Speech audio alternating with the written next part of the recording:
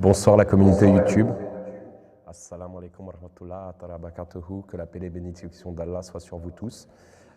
C'est Dilshad qui vous rejoint pour cette seconde partie d'émission. Et on va attaquer un débat sur, une session questions-réponses sur les origines de la division du monde musulman. Donc avec nous en intervenant, on a Adiwi Saeb. Assalamu alaikum. Saïd Adiwi Saeb. Assalamu alaikum. Excusez-moi, petit bug. Et Morabi Nasir Ahmad Saeb. Assalamu alaikum. Wa alaykum salam wa rahmatullahi wa barakatuh. Alors, comme je disais il y a 2 petites minutes, aux origines de la division du monde musulman, c'est le sujet qui va nous intéresser ce soir et sur lequel on va pouvoir apporter des éléments de réponse. Avant de commencer, vraiment, je vais inviter tous nos téléspectateurs qui nous suivent sur YouTube, sur le chat en direct, vraiment à interagir avec nous, à nous poser vos questions. Voilà, c'est vraiment à ça que ça sert. Et puis aussi aux personnes qui sont en direct avec nous dans la salle, vraiment de ne pas hésiter à poser vos questions. J'en profite aussi, je passe rapidement un petit message là sur YouTube pour toutes les personnes qui nous regardent et où que vous soyez dans la France.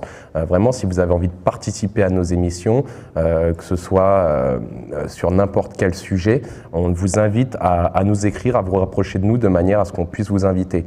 Donc ça peut se faire ici à la mosquée de Saint-Prix, mais ça peut aussi se faire dans le cadre de tournées, parce qu'avec les frères, il y a des tournées qui sont faites dans la France et ça peut être fait aussi dans ce cadre-là. Donc vraiment, n'hésitez pas, ça peut être sur n'importe quel sujet et vraiment, rapprochez-vous de nous pour qu'on puisse travailler des choses ensemble. N'hésitez pas. Donc maintenant, je vais rentrer dans le vif du sujet et lorsque je vous poserai des questions, voilà, je vous laisserai intervenir un petit peu selon comme vous avez envie pour prendre la parole. Okay ? Donc la première question que je vais vous poser, c'est pourquoi est-il important d'être familier avec l'histoire de l'islam? Merci pour cette question. Cette question est très importante, mais en même temps, cette question est telle que souvent les musulmans n'ont pas fait attention à cela. C'est pour cela qu'ils n'ont pas pu faire ce qu'ils devaient faire. Dans le Saint-Coran, nous trouvons la mention de différents peuples avant l'islam. Le peuple à qui Dieu avait envoyé, c'est-à-dire ses réformateurs divins. Et la façon que les opposants se sont comportés contre le prophète et les fidèles des croyants, et la façon que les fidèles croyants se sont comportés vis-à-vis de leur prophète qu'ils ont accepté, et la façon que le prophète, en tant que leader, il a montré son comportement envers ses fidèles croyants et envers aussi ceux qui étaient leurs opposants. C'est-à-dire, cette chose est répétée au nom de différents prophètes et différents peuples. Alors, est-ce que le Coran est un livre de l'histoire? Non. C'est un livre qui contient les enseignements pour le développement la réforme morale et spirituelle de l'homme. La réforme morale et spirituelle de l'homme sont les bases du progrès dans le monde, à n'importe quel niveau, dans n'importe quel domaine. D'accord. Alors, c'est pour cela, dans le Saint-Coran, au moins 7 fois, il a utilisé le mot « ibraton ». Ibrat signifie « leçon ». Que vous voyez quelqu'un faire quelque chose, vous voyez un événement, et puis vous prenez une leçon. Si cet événement est nuisible, dangereux, vous ne le faites pas. Le Saint-Coran a utilisé 7 fois ce mot, donc une fois par un jour de semaine. Ça veut dire toute la vie, vous devez passer en prenant les leçons des autres. Il y avait un sage musulman, et quelqu'un lui a demandé comment vous êtes devenu sage. Il a dit, c'est grâce aux fous. Il a dit, c'est bizarre la réponse. Il a dit, parce que ce qu'il fait, il ne le fait pas. Parce que les conséquences sont pénibles.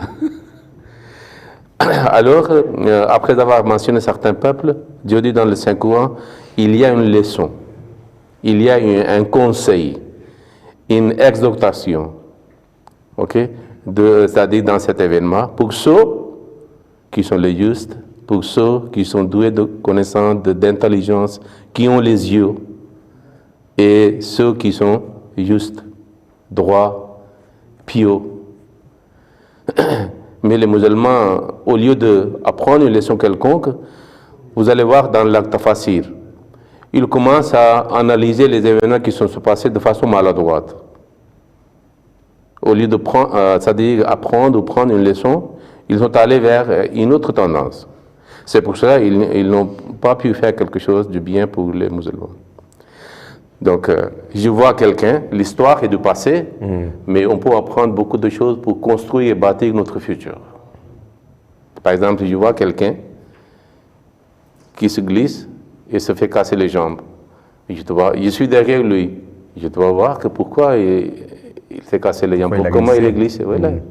Parce qu'il y a quelque chose, la tête glissante. Donc, il doit éviter, certainement. Mais malheureusement, les musulmans n'ont pas appris cette leçon. C'est pour cela, pour un musulman, c'est très important de savoir notre histoire, mais c'est-à-dire analysant minutieusement où ils ont fait des erreurs, une faute quelconque, quelle était la conséquence. Alors comment nous devons nous comporter pour ne pas répéter les mêmes fautes et d'éviter des conséquences. Ça, clair. Vous n'hésitez pas, hein, si jamais vous voulez rajouter quelque chose. Oui, pour rebondir sur ce que Mourad Sab a dit très justement concernant en fait la matière de l'histoire qui va paraître peut-être abstraite pour beaucoup de gens, mais effectivement, si on doit le prendre du point de vue religieux, et en ce qui concerne les musulmans, effectivement, la matière historique, elle sert aussi non seulement à voir les erreurs à ne pas réitérer, mais aussi à voir comment les anciens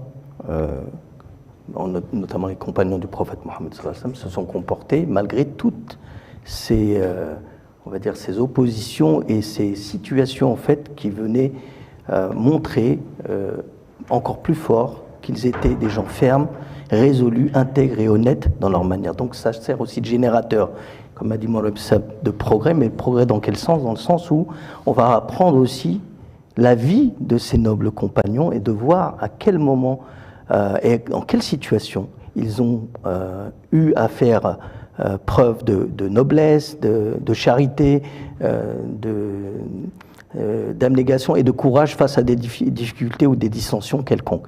Donc quand on voit en fait cette matière historique de ce point de vue-là, comme le dit d'ailleurs le deuxième calife radiallahu anhu de notre communauté, la communauté musulmane ahmadiyya, on voit bien qu'effectivement elle est source de progrès, mais aussi elle permet aussi aux générations qui suivent ces ancêtres pieux, de se rendre compte à quel point ces sacrifices donnés par ces grands hommes, en fait, ne doivent pas être vains, mais ils doivent être minutieusement analysés et voire même réinitialisés par ces mêmes suivants, et ne pas se dire ces lettres mortes, ce sont des histoires qu'on trouve dans les ouvrages, mais on doit absolument faire en sorte que ces histoires marquées en lettres d'or dans l'histoire, malgré les situations difficiles, servent aux croyants de piédestal qui va lui permettre justement de copier ces nobles compagnons et de faire preuve d'une continuité dans l'objectif qui est l'objectif de la réforme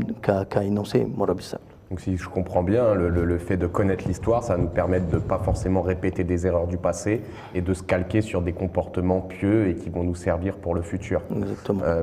Ensuite, on va avoir une autre question qui va être sur pourquoi est-il important de traiter de l'origine de la dissension de l'islam, de la séparation de l'islam?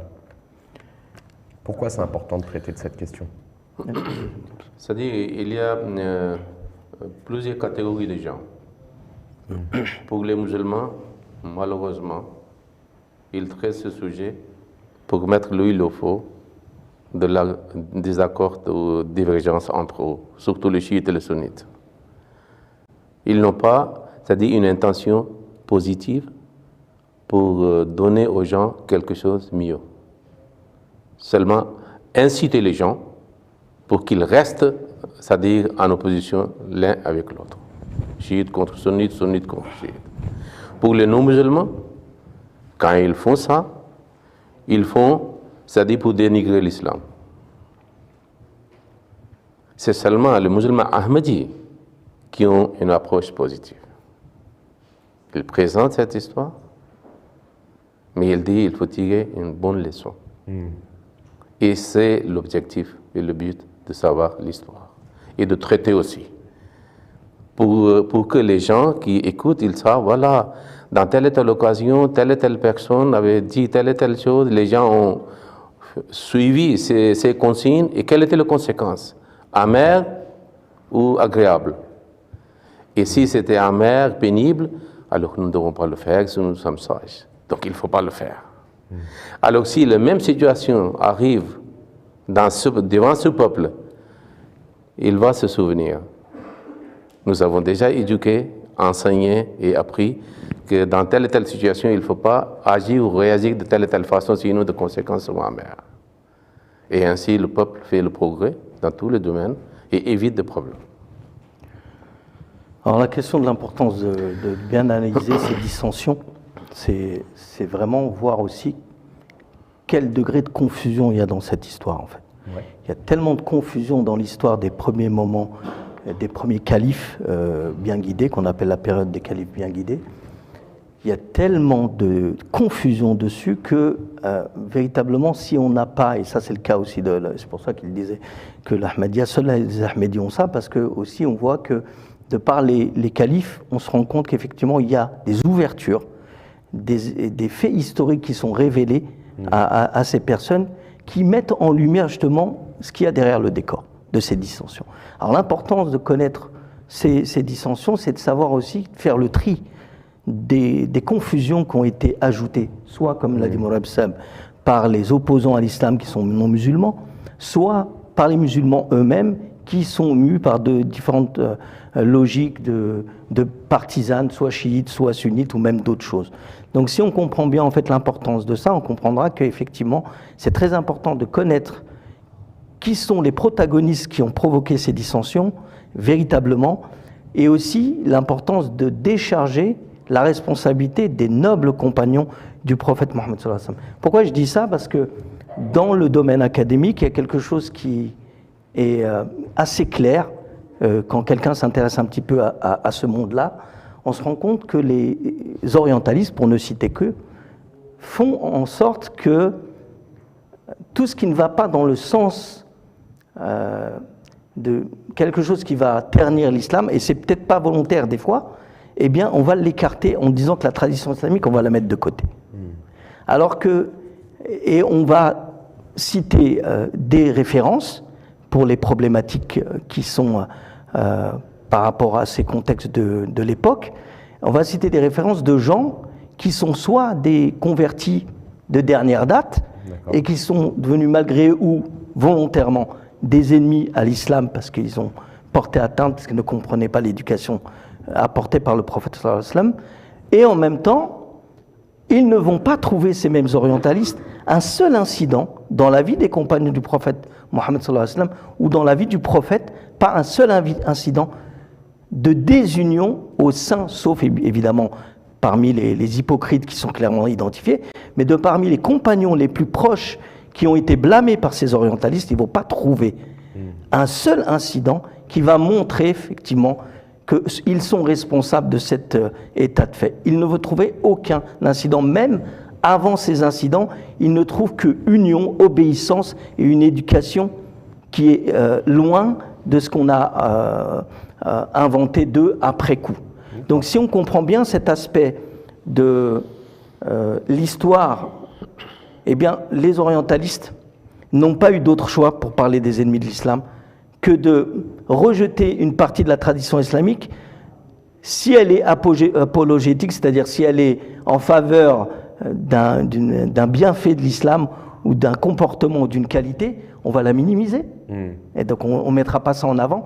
Et si c'est effectivement pour ternir l'islam, on va avoir tendance à mettre en avant des ennemis déclarés en fait de la religion qui travaillaient sous couvert pour faire des dissensions, ou bien on va trouver des gens qui n'étaient pas des compagnons de la première heure, qui n'ont pas compris le véritable essence et l'esprit même de l'éducation islamique, et qui, eux, on prend leur récit comme étant véridique et fiables, alors que les autres, on les met de côté. Voilà ce que je pourrais dire pour expliquer l'importance, en fait, de bien comprendre ce qu'il y a dans ces dissensions. Voilà l'histoire de l'origine de la dissension. Ok, très bien, c'est très clair comme réponse. Hein. Je vais enchaîner directement, parce que là, sur le chat, bon, il n'y a pas encore trop de questions. Alors là, on a une troisième question. Donc, pourquoi peut-on parler d'âge d'or quand on s'intéresse à l'étude de la gouvernance du saint prophète sallallahu alayhi wa sallam et des 4 califes bien guidés? Il faut savoir, ce n'est pas seulement pour l'islam. Pour toute religion, lorsque cette religion est fondée par le fondateur qui est un réformateur divin, désigné par Dieu lui-même, qu'il y a 3 sources. Souvent nous présentons pour l'islam, mais pour toutes les religions, si leurs fidèles respectifs, c'est-à-dire s'attachent à ces 3 sources, ils sont beaucoup plus, c'est-à-dire honnêtes et fidèles et proches de la religion et l'enseignement de la religion. C'est quoi? Parole de Dieu, ça veut dire qui est révélé à ce prophète. Pour l'islam, c'est le Coran. Oui. Deuxième, c'est le Sunna, la pratique de ce prophète. Oui. Pour les chrétiens, la pratique de Jésus, pas de n'importe qui. Oui. Pour le bouddhiste, ce que Bouddha a fait. Et le troisième, c'est qu'il a expliqué, qu'il a parlé, okay? Pour guider, pour répondre aux différentes questions, okay? Pour éclaircir certaines choses. Ce sont les 3 sources. Et ces 3 sources, nous trouvons, c'est-à-dire appliquer et observer et pratiquer durant la vie du prophète et durant ces 4 khulafas. Parce que le prophète sallallahu alayhi wa sallam lui-même, il avait dit qu'alaykum bi sunnati wa sunnati khulafa'ir rashidin al-mahdiyyin.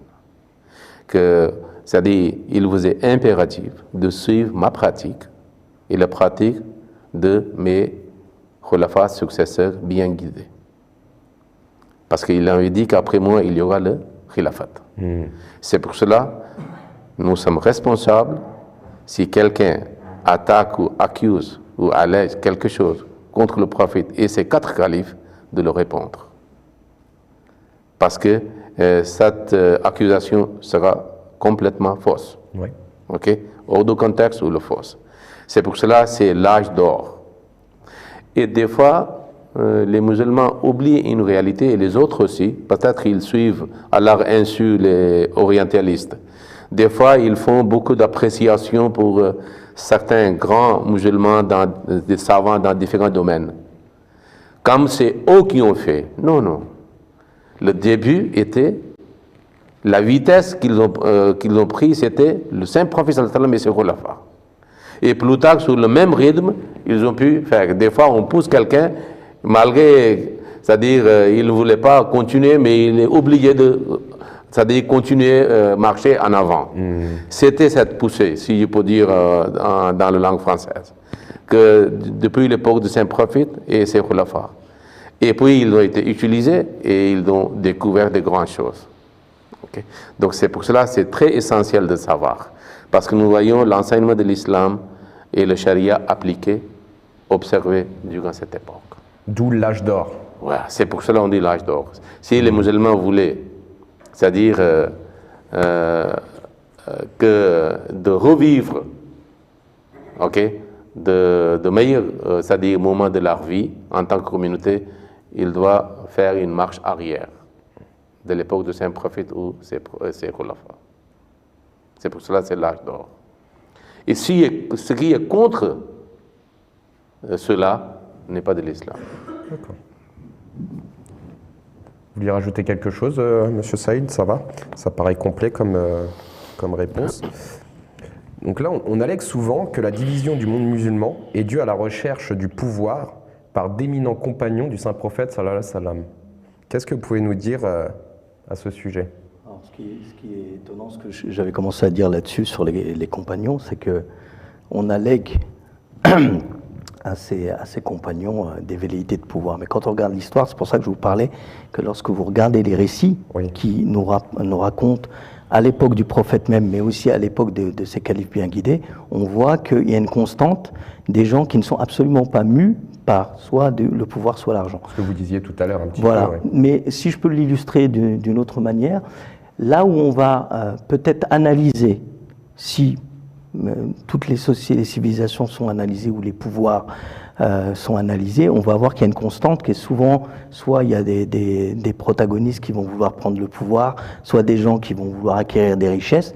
Et ben on va regarder ce que les récits nous disent sur un aspect qui était très en vogue à l'époque, c'était les butins de guerre.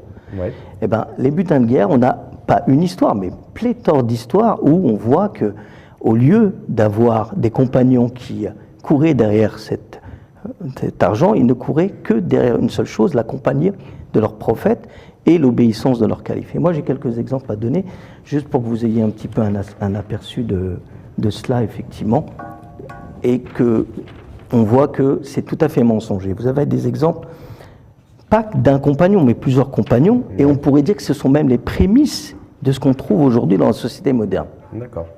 Alors, je raconte une petite histoire qui est tirée de Abu Daoud. Un certain Hazrat Rabi' radiyallahu anhu bin Ka'b Aslami était un serviteur du saint prophète Mohammed sallallahu alayhi wa sallam. Une fois, le saint prophète a voulu le récompenser pour ses services et lui a demandé d'exiger quelque chose. Donc, il lui a ouvert la liberté de pouvoir acquérir quelque chose. En réponse, il dit: ô prophète de Dieu, je ne veux rien d'autre que ta compagnie au paradis. Donc, vous voyez, et ça, vous le retrouvez dans énormément d'autres récits. Vous avez un autre compagnon qui s'appelait Ubay bin Ka'b, qui un jour a trouvé une pochette contenant 100 pièces d'or, mais il ne lui vient jamais à l'esprit de la garder avec lui. Alors il rapporta ces pièces d'or au saint prophète Mohammed sallallahu alayhi wa sallam, et il demanda de l'annoncer pendant une année entière pour retrouver son propriétaire. Le prophète a demandé, donc c'est là que je parlais qu'en fait on a souvent aussi dans les entreprises aujourd'hui cette notion qu'on va garder les objets trouvés pendant un an. Ben ça vient d'une pratique islamique qui vient d'une honnêteté et d'une intégrité des compagnons du prophète Mohammed sallallahu alayhi wa sallam. Où il est dit donc, tu laisses ça. Il a laissé ça pendant un an, il rendit visite au prophète sallallahu alayhi wa sallam, il lui a demandé qu'on n'a pas trouvé le propriétaire. Il continua à lui redire d'attendre un petit peu, et la troisième année, il vint de plus le voir, le saint prophète sallallahu alayhi wa sallam, et le prophète lui permit à ce moment-là de garder, et lui demanda de le donner au propriétaire s'il le trouvait, sinon il devait le dépenser lui-même. Et je finis par une dernière, puisqu'il y en a énormément. Hazrat Sufyan radiyallahu anhu bin Abdullah Thaqfi a trouvé la réception de repas de quelqu'un et l'a apporté à Hazrat Omar, donc à l'époque du calife Omar radiyallahu anhu. Il lui demanda d'annoncer l'ouverture de cette qu'il a cherché et trouvé cette chose, et qu'il laisse ça ouvert pendant un an, le temps de voir le propriétaire venir. Et de le garder, et s'il ne le trouvait pas, à ce moment-là, il pouvait demander effectivement d'avoir le gain. Et là, la personne, contrairement à tout C'était quoi qu'elle a trouvé? Vous pouvez répéter ce qu'elle a trouvé? Il a trouvé un récipient de repas. C'est simplement le récipient, c'est pas un repas. Récipient, d'accord. Okay. Et cet homme-là, au lieu de garder cela pour lui, il n'a non seulement pas dépensé sur lui-même, mais il l'a donné au trésor public. Et ce qu'il faut savoir, c'est que le trésor public à l'époque, ça servait à aider les pauvres, donc ce qu'on appelle un peu l'assistance à la sécurité sociale d'aujourd'hui, où on aidait la veuve et l'orphelin de manière systématique. Et vous avez pléthore d'histoires et de récits de cette acabit où les compagnons du prophète Mohammed sallallahu alayhi wa sallam ne cherchaient qu'une chose, c'est de gagner le plaisir de Dieu. Et il faisait preuve d'une intégrité assez exceptionnelle qu'on ne retrouve pas dans d'autres peuples. Et c'est là qu'on voit qu'effectivement ces accusations sont non seulement dénuées de toute vérité, mais en plus elles montrent l'élévation dans la noblesse de caractère qu'avaient ses compagnons, et qu'on comprend mieux pourquoi ces mêmes orientalistes ne trouvaient pas dans les récits de la tradition islamique, j'entends bien, dans les récits de la tradition islamique, contrairement à ce que vous avez dans les récits de certains opposants à l'islam, on ne trouvait pas de récits qui contredisaient ces récits qui venaient dire et montrer les qualités nobles de ses compagnons. Mais alors du coup, ça vient d'où toutes ces allégations? Le problème est qu'il faut savoir, et je reprends le même sujet parce que c'est très essentiel, il y a différentes catégories de compagnons du Saint-Prophète, ou ceux qui ont accepté l'islam durant sa vie. Il y a certains qui ont accepté à la Mecque. Ils sont passés par la raffinerie de persécution, de torture pour l'islam, pour la foi. Leur caractère est tout à fait différent. Et les autres qui ont accepté après le hijrat, l'immigration vers le Médine. Ils ont vécu comment l'islam est appliqué. Mais il y a une autre catégorie qui a accepté l'islam à la suite de victoire de la Mecque. Okay? Et le Coran mentionne cela dans un verset, c'est-à-dire le verset Al-Hadid, Surat Al-Hadid, Dieu dit que ceux qui ont accepté l'islam avant la victoire et ceux qui ont accepté après la victoire ne sont pas égaux. Pourquoi? Parce qu'ils ont traversé cette, c'est-à-dire différentes étapes, c'est-à-dire d'évolution de l'art moral et spirituel. Okay?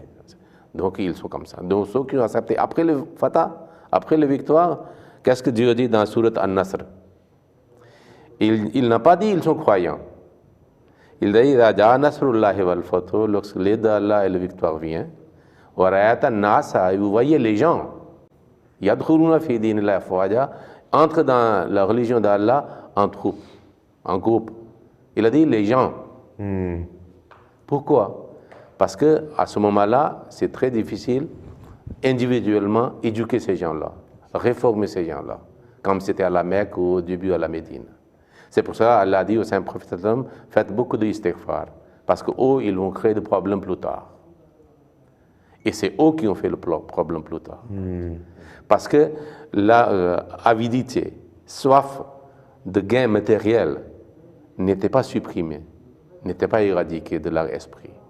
Ils l'ont accepté, mais il est resté. Après, quand ils ont vu une ambiance convenable pour leur ancienne habitude, tout de suite, ils sont là-bas pour agir en pensant que c'est correct. Et c'est eux qui ont fait ça. Donc, c'est quelque chose de très essentiel à savoir et à analyser. C'est le psychique humaine. Oui. C'est la nature humaine que l'on fait comme ça. C'est pour cela que si quelqu'un est intéressé, il peut lire le livre du deuxième calife que Saïd Wissab a fait référence. Alors nous voyons certains compagnons, anciens compagnons, par l'époque après l'assassinat de Hadrat Ousmane, durant l'époque de Hadrat Ali, le khilafat de Hadrat Ali. Des fois, ils sont aussi divisés. Certains sont avec Muawiyah et les autres avec Ali. Mais ceux qui étaient anciens compagnons, ils n'ont pas décédé, ils n'ont pas, c'est-à-dire morts, c'est-à-dire sans être attachés et renouveler leur serment d'alliance avec Ali. Nul n'est resté avec l'autre partie. Donc, Dieu les a protégés. Quelqu'un a rappelé ce que le Saint-Prophète avait dit concernant une telle et telle personne. Quelqu'un a dit à son ami que le Saint-Prophète avait dit que Ali sera sur le droit chemin, donc ils sont sauvés tous. Donc c'est pour cela ils ont, au lieu de l'islam, ils ont préféré leur ancien arabisme. Okay? C'est pour cela qu'il y a eu des problèmes. Et c'est Amir Muawiyah qui a joué un rôle, c'est-à-dire négatif. C'est pour cela que le Messie premier, même s'il a accepté l'islam, et le Messie premier dit que quand il est sorti contre le calife, donc concernant le Muawiyah, il a dit Innahu bara wa tara. Il a fait la rébellion et la transgression. Vous voyez, non? Donc, sinon, les anciens compagnons du Saint-Prophète, non. Et pourquoi ces dissensions, elles sont arrivées à l'époque du troisième calife, Lazilat Anho? C'était le début, il ne faut pas dire est arrivé là-bas. D'accord. C'est-à-dire, chaque chose on voit qu'il a eu lieu, il y a beaucoup de causes. C'est-à-dire, les petites causes, les graves causes, et puis on voit quelque chose est arrivé. D'accord. C'était le début, certainement à l'époque de Hadrat Ousmane, le dernier parti de son khilafat. D'accord. Le premier, c'est-à-dire, personne ne connaît ce qui se passe dans le cœur de quelqu'un. Mais les sentiments de cœur sont transformés ou exposés par la langue. Dans la langue arabe, on dit que la langue est l'interprète de vos sentiments. Alors, nous voyons des fois, ce n'est pas facile à réformer individuellement chaque personne. Oui. Que quelqu'un fait une objection devant les gens concernant Hadrat Omar. Pourquoi vous avez les habits complets et les autres non? Oui, non. C'est-à-dire, il faut savoir, quand vous avez fait le bayat de quelqu'un, vous avez vendu votre être, Et vous avez une telle petite idée, mauvaise idée concernant lui, que pour le chemise, il va mentir et faire devenir un malhonnête. Donc, ils ne sont pas religieux, ils ne sont pas croyants. Mais à ce moment-là, c'était le début petit à petit. Pour concernant Hadrat Ousmane, ils ont commencé à dire que vous avez fait telle et telle chose contre l'enseignement islam. Il est calife, vous l'avez accepté comme calife et vous le dites, vous avez fait contre l'islam. Et vous pouvez nous en dire un petit peu plus sur Hazrat Ousmane radhiyallahu anhu. Et bon, si mes informations sont bonnes, qui était surnommé affectueusement l'homme aux deux lumières. Oui. Donc si quelqu'un voit ce que le prophète sallallahu alayhi wa sallam a dit concernant Ousmane, comment il peut oser même entretenir de moindres idées négatives concernant cette personne s'il a la foi comme le grain de moutarde. C'est impossible s'il connaît que le prophète a dit ça. Donc cela signifie qu'il était les hypocrites, ennemis cachés de l'islam, ceux qui ont fait ça. Le saint prophète a dit Zunurain, l'homme de l'eau de lumière. Ok, il y a plusieurs significations et explications de cela, dont une est que, c'est-à-dire, il avait épousé deux filles, l'une après l'autre. Après le décès d'une, le saint prophète a marié, c'est-à-dire sa fille avec Hazrat Ousmane. Et quand le deuxième était décédé, le saint prophète a dit si j'avais une autre fille, ok, j'aurais épousé avec toi. C'est-à-dire quelle était, c'est-à-dire la position, le rang élevé, son statut aux de statut élevé de Hazrat Ousmane dans le cœur de saint prophète sallallahu alayhi wa sallam. Et Allah a donné la bonne nouvelle, ils sont les gens de paradis. Ces 10, les 4 califes sont parmi eux. Un musulman doit avoir honte d'ouvrir la bouche concernant cette personne. Mais non. Donc quand il y a le langage est tordu, le vocabulaire est malpropre, c'est le début. Et petit à petit, on commence à faire le conflit face à face. Au début, ça a commencé à la maison, peut-être. Toujours. Ouais, en fait, ce qui est important dans l'incident de Hazrat Ousmane, il ne faut pas oublier, effectivement, comme l'a rappelé Mourab Sab, il faisait partie des premiers disciples, donc les pionniers de l'islam. Donc ce n'est pas des gens qui sont arrivés derrière, il était vraiment parmi les premiers à avoir accepté l'islam. Il était aussi le pont entre les Mécois et les Médinois, parce que les gens faisaient confiance à Hazrat Ousmane. Pour régler des litiges, le prophète l'a déjà envoyé comme son représentant et régler des conflits qu'il y avait avec les Mécois. Mais ce qui est important sur l'histoire de Hazrat Ousmane, qui précède, c'est cette accumulation de causes qu'avait mentionné Mourab Sab. C'est d'abord un empire qui se développe tellement de manière exponentielle que vous avez des gens qui rentrent, comme m'a dit Mourab Sab concernant ces groupes en fait qui rentrent en le troisième groupe de croyants. Dont on n'a pas la possibilité de réformer tout de suite. Et ces gens-là, qu'est-ce qu'ils voyaient? Ils voyaient des compagnons, selon leur regard, qui avaient des privilèges que les autres n'avaient pas. Alors on revient à la question de ce que je vous ai cité par rapport aux plus proches compagnons du prophète sallallahu alayhi wa sallam, qui n'avaient pas du tout de velléité de pouvoir, ni de velléité de gain mondain. Et bien ces gens-là, eux, voyaient les acquisitions des premiers qui étaient légitimes dans le grade de recevoir ces distinctions, puisqu'ils ont tous sacrifié, et ils ont continué d'ailleurs jusqu'à la fin de leur vie à sacrifier, ils voyaient ces distinctions-là comme étant un privilège donné de manière injuste.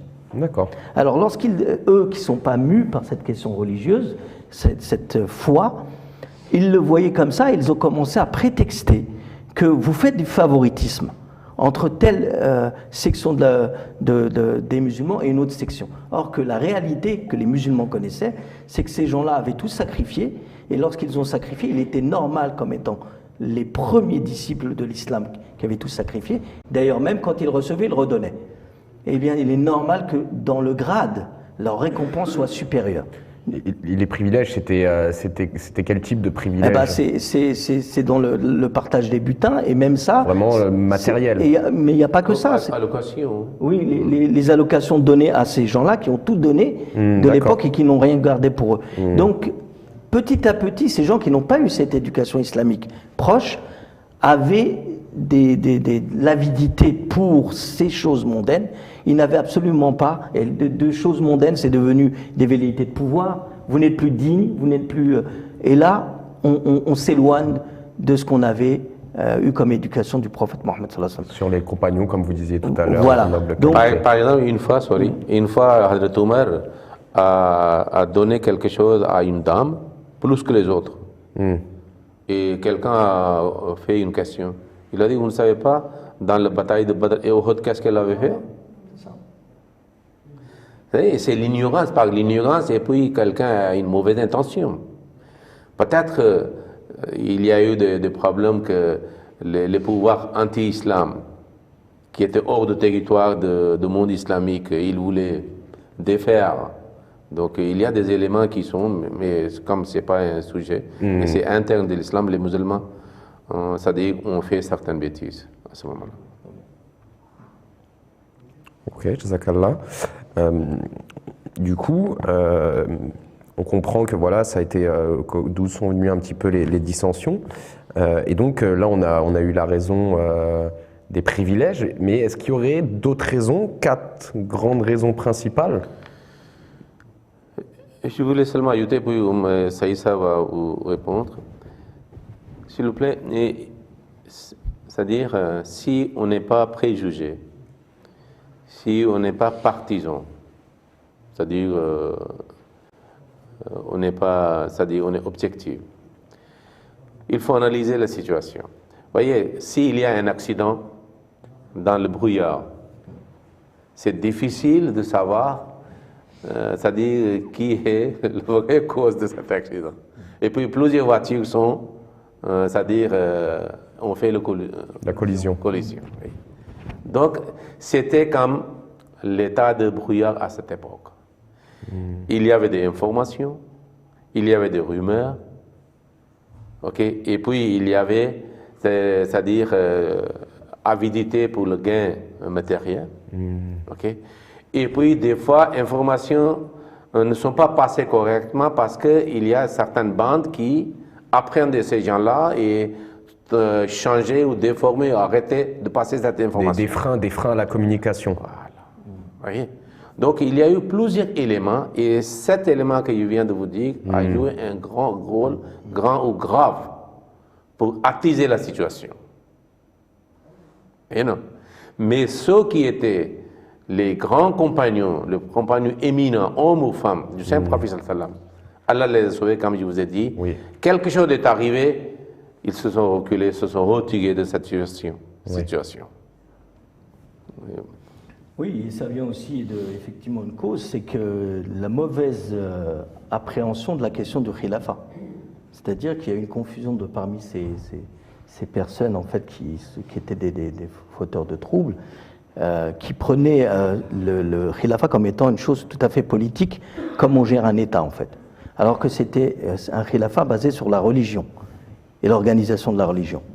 Et de la réforme, parce que là, il avait commencé ça, en parlant de la réforme. L'objectif de l'islam, l'application de la charia et de la réforme. Et si on garde ça à l'esprit, on va comprendre en fait qu'il y a une confusion dans la manière dont on gère un État et dans la manière dont la religion est censée façonner un croyant. Eh bien, je me permets en même temps, parce que c'est vrai que vous enchaînez sur la dernière question que j'allais vous poser, c'est du coup le système de califat islamique qui a immédiatement succédé le Saint-Prophète sallam, était-il politique ou religieux? Non, en fait, c'était une des causes, des 4 causes, c'est pour ça que je l'ai mentionné. En fait, il y a une confusion dans la question politique. Souvent, dans le domaine politique, on choisit nos élus et on s'attend à ce qu'ils répondent à des besoins précis en fonction de la majorité qui a décidé. Mais dans le contexte religieux du khilafa, ce n'est pas du tout ça. Dans le contexte de l'obéissance due à un calife, donc à une organisation religieuse, donc un nizam, ce n'est pas du tout la même façon de procéder. On est dans un registre où on va regarder ce que le représentant de Dieu et donc les instructions et la volonté de Dieu sur cette institution qu'est le khilafa veut pour modeler notre vie. Et ce n'est pas du tout en relation avec le fait qu'une majorité accepte. D'où la confusion de ces premiers fauteurs de troubles qui ont mélangé en disant qu'on doit aller dans le sens de ce que la majorité dit, ce qu'on appelle aujourd'hui le mouvement kharijite, c'est-à-dire des gens qui pensent qu'on a le droit d'être Nous, on a la compétence d'être des dirigeants, parce que ça, c'est venu avec le temps, mais en aucun cas, vous ne devez faire l'impasse de nos besoins. Nos revendications. Et c'est là que la question du khilafa, elle est très mal comprise dans le monde islamique jusqu'à aujourd'hui. C'est-à-dire, on comprend mal que le khilafa est une institution religieuse qui a pour but que nous soyons, nous, dans une logique d'obéissance, pour nous permettre de nous réformer et de suivre les instructions et les principes islamiques. Nous ne sommes pas dans une logique où une majorité va décider d'une chose comme dans un État et on va se dire, bon, il est dirigeant de l'État, il doit suivre ce que je lui dis. C'est pas du tout le même registre. On est dans deux registres différents, d'où la confusion. Il y a eu une confusion alors. Voilà. Oui, Hazrat Musleh Maud, le deuxième calife, il a élaboré ce sujet dans Tafsir al-Kabir aussi, le grand exégèse, et aussi dans ses livres. Parce que c'est très très important pour un musulman, pour un croyant, de savoir cela. Oui. Et il voulait éduquer les membres de la communauté, ceux qui lisent ces livres concernant ces sujets, ils se sont très enrichissants, pour nous-mêmes. Il faut savoir, quand nous lisons les Coran et Hadith, parole du Saint-Prophète, nous trouvons deux systèmes. À part ces deux systèmes, il n'y a aucun autre système. Nabouat, le prophète, et le khilafat, qui est attaché, c'est-à-dire comme quelque chose subordonné au Nabouat. Et Nabi est celui qui inculque en lui-même tous les attributs de Dieu. Et le calife est celui qui inculque à lui-même toutes les caractéristiques de son prophète. La différence est que le Nabi est désigné directement par le calife dans une époque de ténèbres et de l'obscurité et de division du peuple. Et c'est le choix direct de Dieu. Et le khilafat est que le Nabi, le prophète, prépare une communauté divine dont la volonté devient la volonté de Dieu et la volonté de Dieu devient leur volonté. C'est pour ça qu'ils ont donné le choix d'élire quelqu'un le plus pieux parmi eux. Parce qu'il marche sur le rythme, c'est-à-dire selon la volonté de Dieu. C'est pour cela qu'il y a eu le khilafat même après le Saint-Prophète. Le Saint-Prophète avait dit qu'il y aurait le khilafat après aussi, après la décadence de l'islam, et c'est mentionné comme khilafat ala minhaj nabouat. Les musulmans ont fait une faute, et Amir Muawiyah a été la première personne qui a initié cette, c'est-à-dire tendance négative. Le musulman a dit que les gens ont pensé que c'est nous qui faisons le khilafat. Ils suppriment le nom d'Allah, que c'est Allah qui fait le khilafat. Oui, je comprends très bien. Quand les gens disent que c'est nous qui faisons le khilafat, puis ils vont faire de khilafat de n'importe quelle catégorie. C'est pour cela, qu'est-ce qu'il a fait? Il a désigné son fils durant sa vie pour être son successeur. Et c'est pour cela qu'il y a eu des problèmes. Et puis, il n'y a pas eu de continuation de khilafat. Le khilafat a été, c'est-à-dire il y a eu une rupture. D'accord. Découpée. Mais le khilafat, pourquoi on dit le politique? Que le Nabi et le Saint-Prophète était un prophète. Mais comme il est modèle pour tous les êtres humains, dans tous les aspects de la vie, il avait aussi un rôle politique aussi. Et c'est ça que certainement, étant le dirigeant spirituel et religieux, il était aussi le dirigeant politique pour montrer au monde, Allah a voulu montrer au monde qu'une religion peut, c'est-à-dire réformer la société. La religion est quelque chose de positif, et une fois Allah a montré au monde que comment l'islam a établi la paix, la justice, et cet enseignement qui prend soin de tous les êtres humains. C'est pour cela que le deuxième calife qui est maintenant établi n'est pas un aspect politique. Le Messie premier l'islam a dit très clairement. Maintenant, pour les politiciens, le Saint-Prophète est modèle, exemple à suivre. Pour les économistes, c'est lui qui est. Pour un commandant de l'armée, il est, c'est-à-dire un modèle pour lui.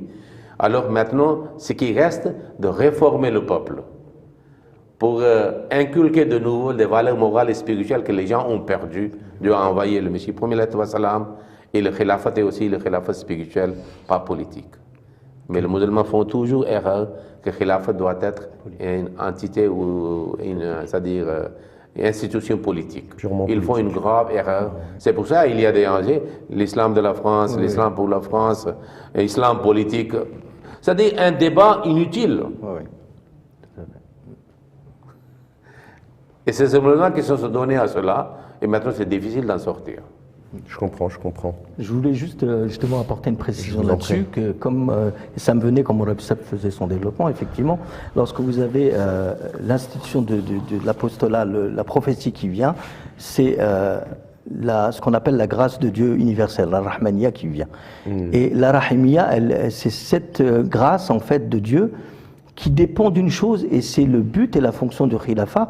Elle est mue par la piété de cette communauté. Elle n'est pas mue par des intérêts politiques, elle n'est pas mue par des intérêts mondains, elle est liée, cette institution, à la piété des membres.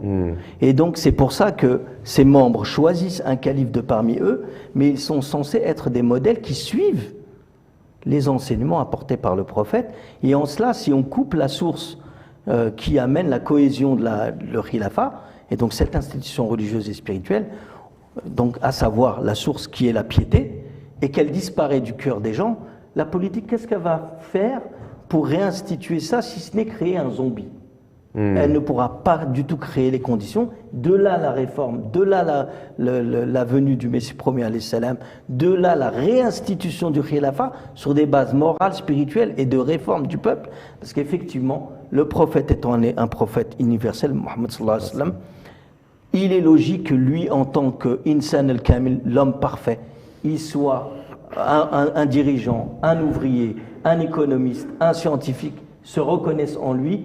Il ne peut pas avoir d'excuses en disant moi, celui-là, il est venu que pour les pauvres, il n'est pas venu pour les dirigeants. Au contraire, la religion lui a montré, ces deux institutions qui sont le Naboua et le Khilafa, comme il l'a dit Mourab Sam, ont montré qu'il était nécessaire que ça vienne comme ça pour montrer que c'est possible. La religion, la spiritualité peut amener la paix, peut amener cette société qui va rétablir la cohésion, l'unité et qui va éloigner l'injustice et le désordre. Ok, très bien. Là, je vais me retourner vers notre public qu'on a sur YouTube. Voilà, n'hésitez pas à poser des questions si jamais il y en a qui arrivent. Hein, et là, je suis là, je peux les prendre. Et je vais me tourner aussi vers vous, hein, le public qui est là en présentiel. Si jamais vous avez des questions, n'hésitez pas. Ça peut être à partir maintenant, tout de suite, s'il y a quelqu'un qui a une question.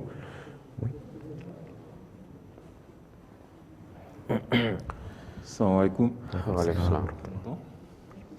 Moi j'avais plusieurs questions, dont une qui a été, enfin des questions, c'était pour avoir plus de précision, enfin de précision. Je voulais que si vous pouvez apporter une précision, enfin il y avait deux précisions, mais une vous avez déjà répondu. C'était sur l'incident avec l'amir Muawiyah et le calife Ali. Et ça, c'était le premier incident. Sinon, il y a un incident, si vous pouvez nous éclaircir dessus, c'est lorsque le calife Abu Bakr Siddiq, il a, lors de son khilafa, il a combattu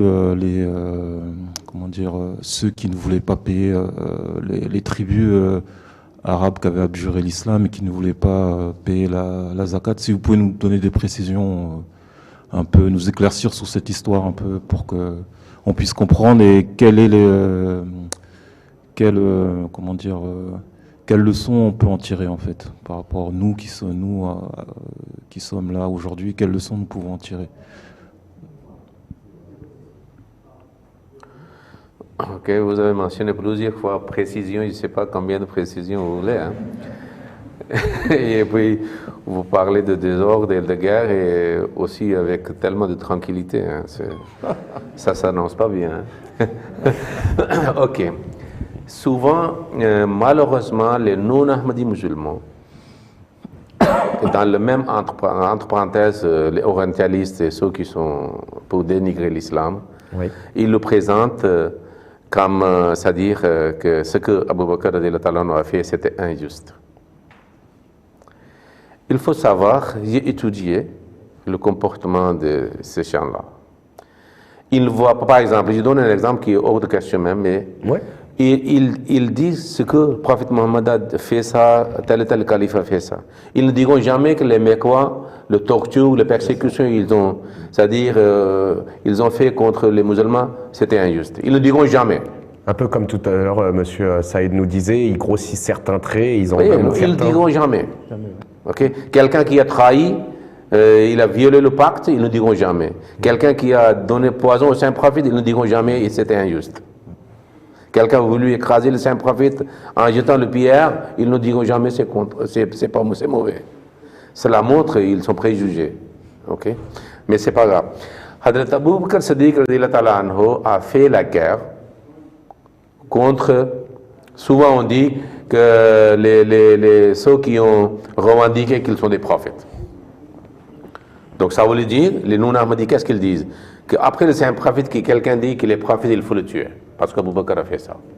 C'est facile pour ignorants d'être, c'est-à-dire follement malade, que si on entend que telle et telle personne a dit, il faut le tuer. Il raisonne, il justifie cela, malgré que c'est pas comme ça.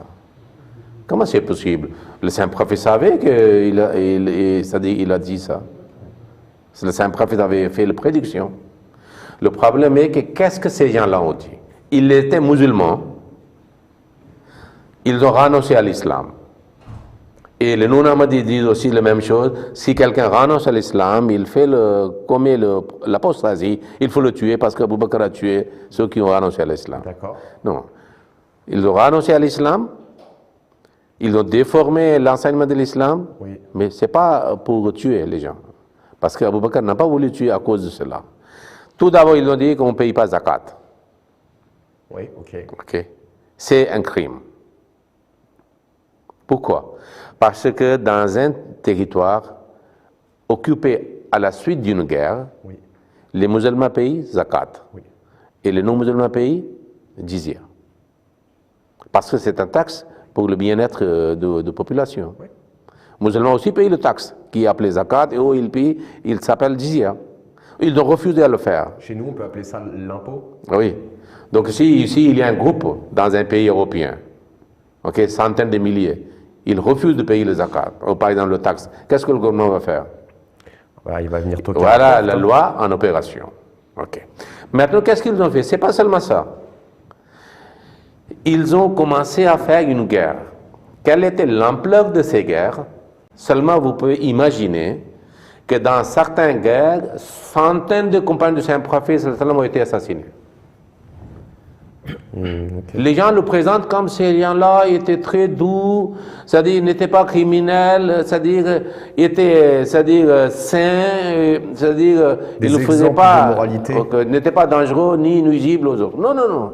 Il y a eu la guerre. Vous savez, le compagnon du Saint-Prophète, quand il faisait la guerre, le compagnon du Saint-Prophète, des fois, 10 sont assassinés, 20 sont assassinés, mais les opposants sont assassinés des fois en centaines. Mais dans ces guerres, seulement ceux qui avaient mis dans leur mémoire le Saint-Coran, 500 ces Qari ont été assassinés. Cela signifie qu'ils ont fait pas seulement une rébellion verbale, ils ont fait une rébellion armée. Et si quelqu'un fait une rébellion armée, qu'est-ce que vous devez faire? Se défendre. Donc on n'est pas témoin de Jéhovah, hein? Il ne faut rien faire. Donc s'il vous plaît, c'est ça qu'ils ont fait. Et quand vous faites ça, quand un groupe commence à faire une guerre armée, vous pensez que dans un jour, ils ont occupé, acheté, procuré ces armes? Sans un entraînement militaire, ils ont déclenché la guerre contre quelqu'un? Il faut voir toutes ces séquences. Depuis quand, en cachette, ils auraient fait ces plans, intrigué ces machinations? Qu'un jour, ils sont face aux musulmans comme les guerriers, armés. Donc il faut voir toutes ces situations et puis vous dites que Abu Bakr a raison ou non. Il y a tout un mécanisme qui est mis en place. Oui, et pour rebondir sur ce qu'a dit Mourabi Sab, c'est qu'il faut aussi se représenter l'époque. Hein. L'époque, ce sont des tribus arabes qui ont été unifiées pour la première fois dans leur histoire par le prophète Mohammed sallallahu alayhi wa sallam et dont a hérité le calife Hazrat Abu Bakr radiallahu anhu. Et dans ce contexte, vous aviez des velléités, il parlait de forces extérieures, effectivement, tout à l'heure vous en parliez, vous aviez l'Empire perse et l'Empire byzantin, qui aussi en arrière-cour attendaient justement que ces tribus se rebellent, etc., et qui devenaient un danger pour l'état même de l'Arabie. Et là, on voit des foyers de guerre, comme dit Morab Seb, on a l'impression qu'on a affaire à des agneaux ou des gens qui vivaient tranquillement. Mais c'est des gens qui fomentaient des complots, des guerres, qui soulevaient des populations. Et Dieu seul sait qu'à l'époque, les logiques tribales qui allaient d'une tribu à une autre, dès que vous avez un foyer de rébellion, vous pouvez mettre à mal, donc Médine à l'époque, tout le système. Donc, que fallait-il qu'il fasse, le premier calife, radiyallahu anhu? C'est dire non, simplement laissez-les se rebeller. Toute logique, on va dire aujourd'hui mondaine, dans ces circonstances-là, où il y a une rébellion armée, là, on parle de rébellion armée, si on arrivait à cet exemple-là en France, par exemple, vous êtes sûr qu'ils vont sortir l'armée pour calmer cette rébellion, puisque là, on n'a pas ce cas-là aujourd'hui. Mais à l'époque, représentez-vous que la logique était tribale. Donc, c'était fragile, une unité était déjà faite de manière très forte sur les logiques de la religion islamique, sous le couvert de l'islam, et du jour au lendemain, vous avez différents foyers de rébellion supportés par des forces extérieures qui n'attendaient qu'une chose, c'est défaire le califat et l'émergence de l'islam à sa racine dès le départ. Donc si vous comprenez ça, que la logique de la zakat n'était qu'un prétexte pour ces gens-là. Ce n'était pas du tout l'objectif que visait le premier calife de l'islam, mais c'était justement le prétexte qu'avaient fait ces gens-là. Sinon, il a cité l'exemple de Musallim al-Kaddab. À l'époque du prophète sallallahu alayhi wa sallam, il s'était revendiqué déjà. Est-ce que le prophète l'a jugé mort? Non, allez le tuer. Il a dit non, laissez-le. Donc, ici, effectivement, vous avez une logique de territoire, une logique de discorde, de rébellion et de danger pour un État constitué, une communauté qui venait de se créer. Et là, vous avez tous les ingrédients pour comprendre que c'était tout à fait légitime, qu'ici, il fallait éteindre les foyers d'opposition et les foyers de guerre dans ces régions. Là, on a une question qui nous arrive de YouTube. Donc, assalamu alaikum. Quel est le point de vue de la communauté musulmane sur Hazrat Mouwiya radhiyallahu anhu? Il a peut-être nommé Yazid comme son successeur, mais il a aussi réussi à stabiliser l'empire musulman, ce que Hazrat Ali radhiyallahu anhu n'a pas réussi. Le problème est que le prophète vient pour réformer, ok, au niveau de valeurs morales et spirituelles. Ouais. Et puis, calife ne peut pas, quelqu'un ne peut pas désigner son fils. Ça veut dire, ça devient héréditaire. Khilafat n'est pas héréditaire. Donc, ça dit, c'est une erreur grave qu'il a fait. Et puis lui, il était même pas digne d'être appelé musulman. Son comportement, sa vie qu'il menait, n'était pas digne d'un croyant. Yazid? Oui. Ok. Donc, il a imposé. Et à cause de cela, il a vexé le sang de plusieurs personnes pour qu'ils soumettent à son autorité durant sa vie. C'est qui l'a élu? Non, pas élu, il a désigné. Il a annoncé que tous les musulmans doivent faire serment d'allégeance, prêter serment d'allégeance à Yazid, à son fils. C'est tout. Mais ça, en plus, on le voit écrit nulle Et part, c'est pour cela qu'il savait que tel et tel endroit, tel et tel homme, telle et telle personne, telle et telle famille n'acceptera pas parce qu'ils sont des croyants. Que le khilafat appartient à Dieu, à qui il donne. Et c'est avec élection. Est-ce qu'Amir Mawiyya ne savait pas comment Abu Bakr a été élu, Umar a été élu, Ousmane et Ali, Ridwanullah alayhim, ont été élus? Il savait. Mais il a montré un autre chemin, maladroit. Et c'est ça le source. Mais politiquement, il a stabilisé. Mais il a stabilisé sur le lit de sang. Hein. Il a versé beaucoup de sang. Et pas des petites personnes. Hein. Et puis, plus tard, les Banu Abbas sont venus, de façon qu'ils ont exterminé le Banu Umayya. C'est tellement horrible. C'était la conséquence, ce qu'ils ont fait, comme on dit que c'est lui qui sème le vent, il récolte la tempête. Et ils ont fait. Hein.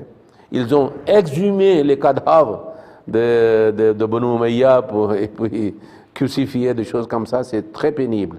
Pourquoi? Parce qu'ils se sont déviés, ils se sont déraillés de khilafat, une institution pure, spirituelle. Et c'est pour ça qu'il y a des conséquences. Ok. Est-ce qu'il y a une autre question dans la salle?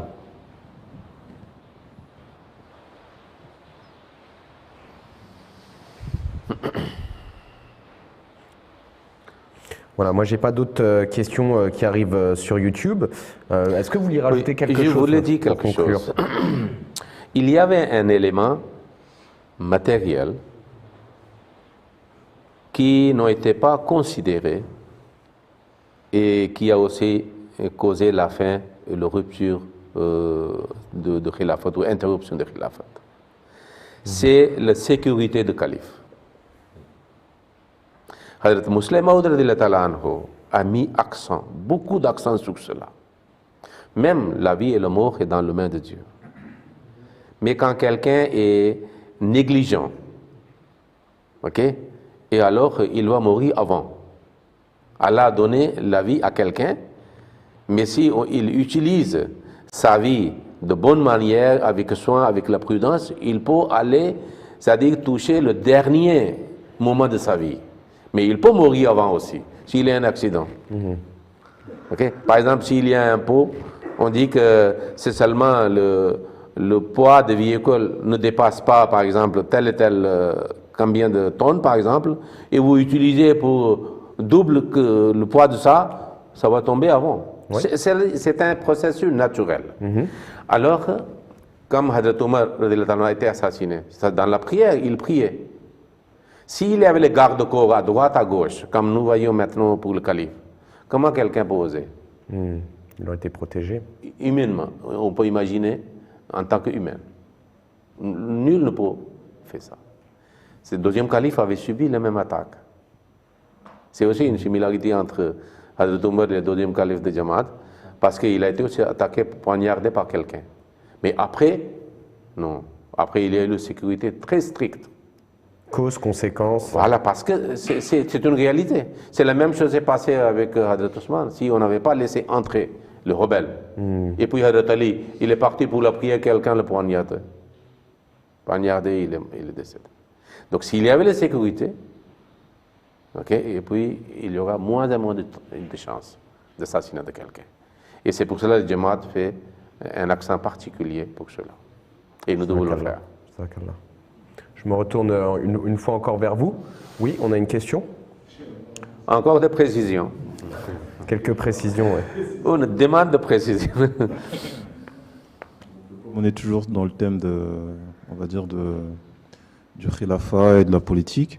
Dans un État, on va dire, islamique, ma question serait, quel est le rôle, quel type, qu'est-ce que l'islam, qu'est-ce qu'un État islamique, et quel sera le rôle du khilafat dans cet État islamique?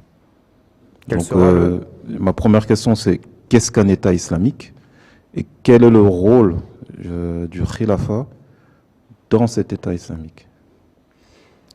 Quel sera son rôle, on va dire ça?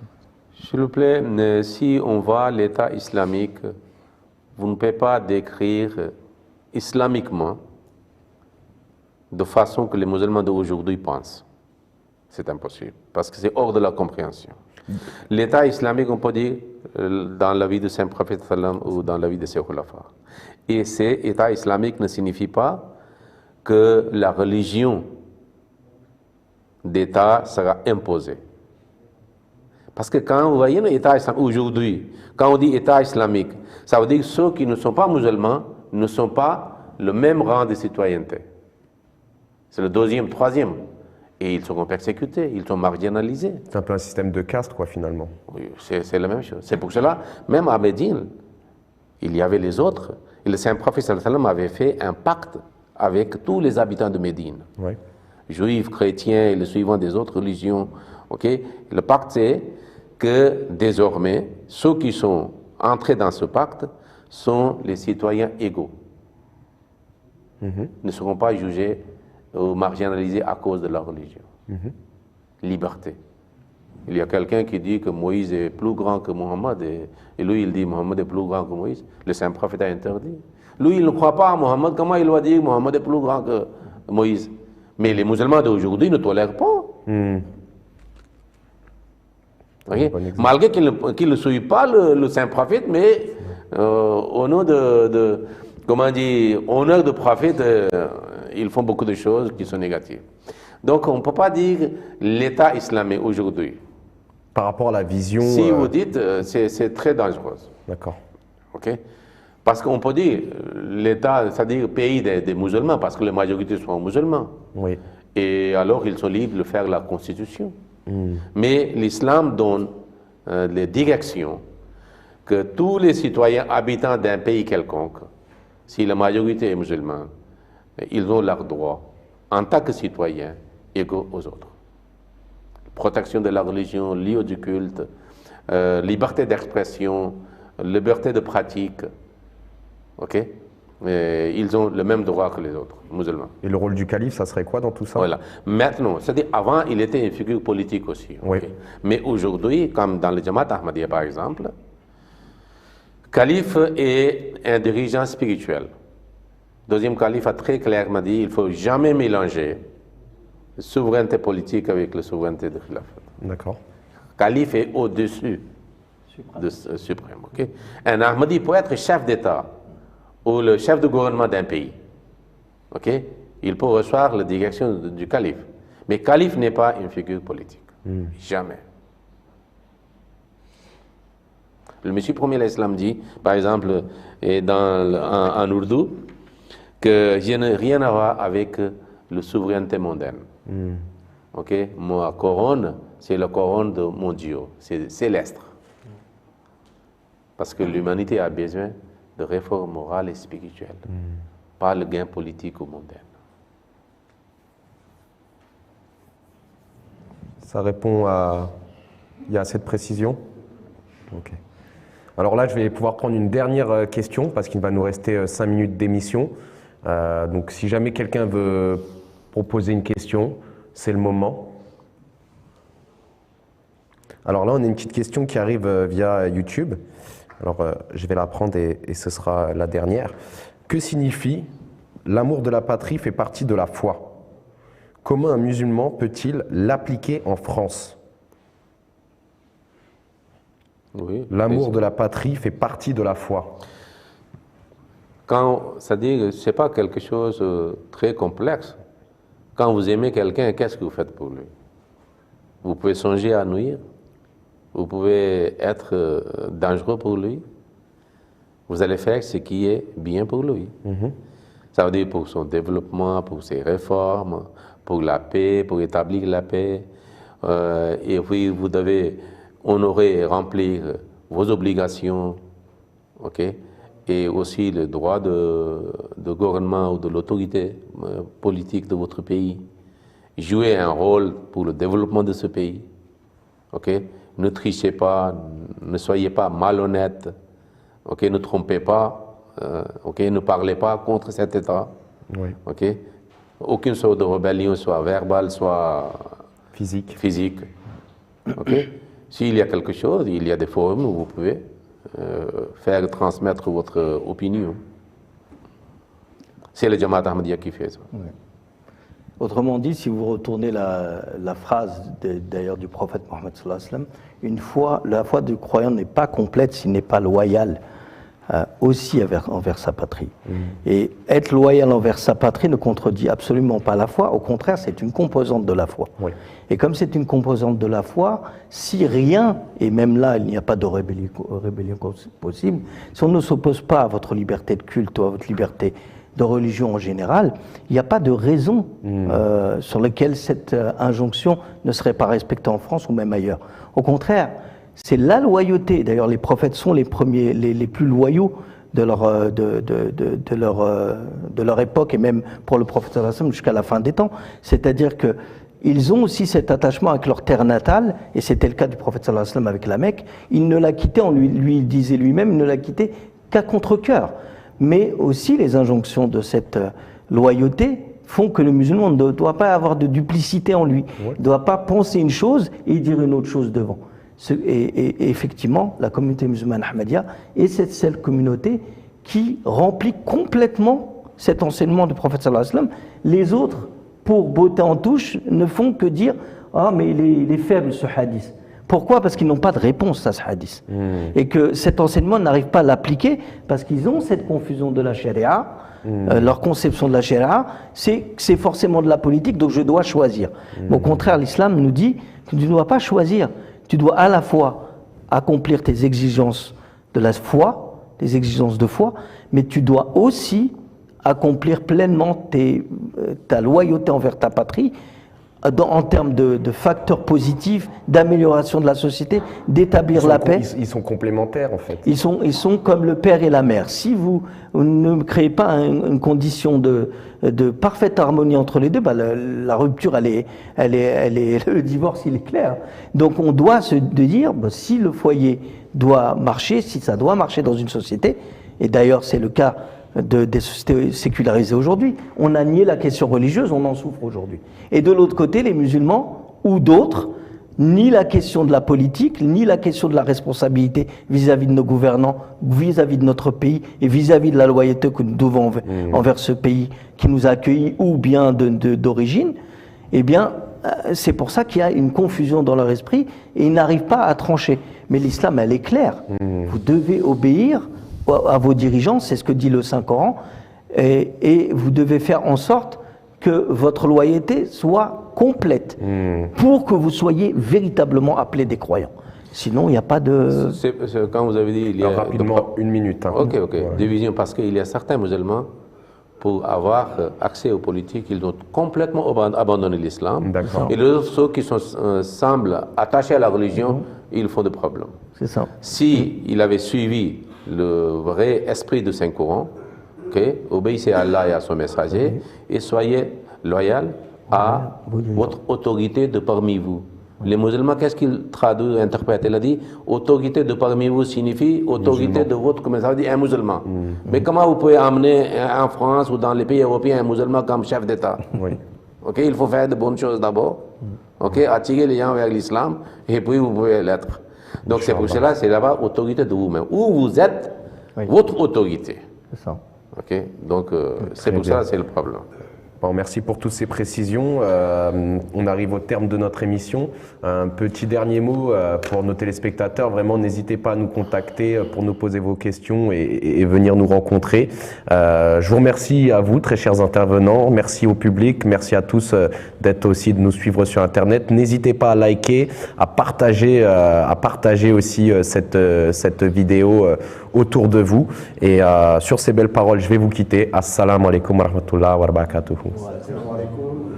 Avant juste de vous appeler je voulais juste vous inviter pour la prochaine conférence MTA qui sera donc la 5e qui aura lieu au mois de janvier. Elle sera tenue par les femmes pour les femmes.